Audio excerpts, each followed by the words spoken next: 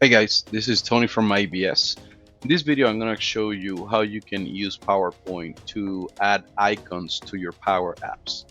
So in this case, as you can see, I have a Power App here open, and I'm planning to add an icon, let's say a trash can, uh, that maybe I don't have available in my Power Apps, but I can just use PowerPoint to create all the icons I need and make them with transparent background.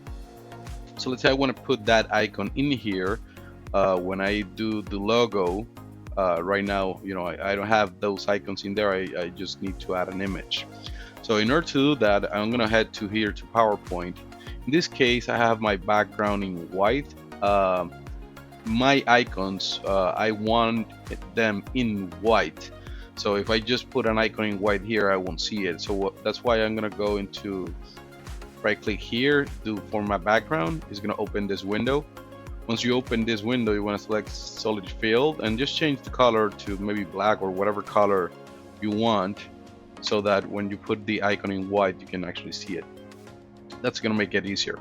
Now, in order to add an icon that I want into my Power Apps, I just need to go to my insert screen or tab, then go to icons. Once in icons, I can just use this search to, let's say, search for a trash can. Let's say trash. So maybe from here, I can just select the one I want. As I click insert, it's gonna add it in here. As you can see right now, it's black. So what I want to do is just change it to the color I want. I would recommend that you just choose a color that matches your app design or theme. In my case, I just wanted them to be white. So what I'm gonna do is just right click. Once I got it selected, right, you gotta make sure you got this square over there and your icon is selected. You can just do right click, do save as.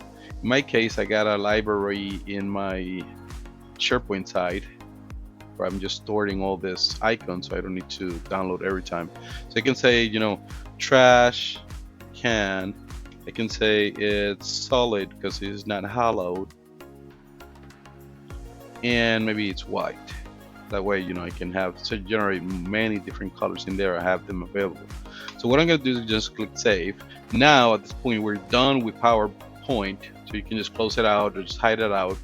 Now you're going to head to your Power App, which is this one here. And what I'm going to do is just select the control header, which in this case I'm using. You can use an image or whatever you want to use, or whatever you want to put it, as long as it can load an image. In my case, I just want the icon to be populated in my header control, which has this property called logo. Now, right now it's set up to none. That's why you see this gray sample, I guess, or default picture. Once I click none here on my drop down, I just need to add an image. Now I can just find it wherever I locate it. So let's just go to my library, click icons. I'm gonna do the trash can. I'm gonna click open. And as you can see, now I have my icon available in here. Let's say if I just wanted to add an icon from the ones I have already pre-built in Power App, I can just select one. As you can see, let me see if I can just find a trash. There was one in here, so in this case, it would have made sense to just use the one in here.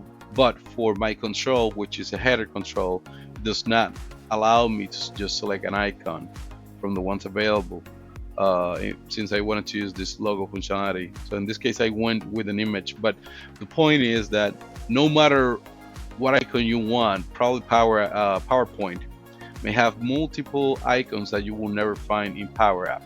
So let's say you can do I don't know, you can have maybe a bulldozer here, a bull, a bus, a hamburger with soda, cabin, camel.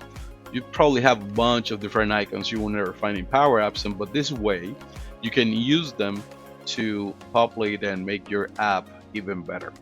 So well, I hope you enjoyed this video, and I will see you on the next one.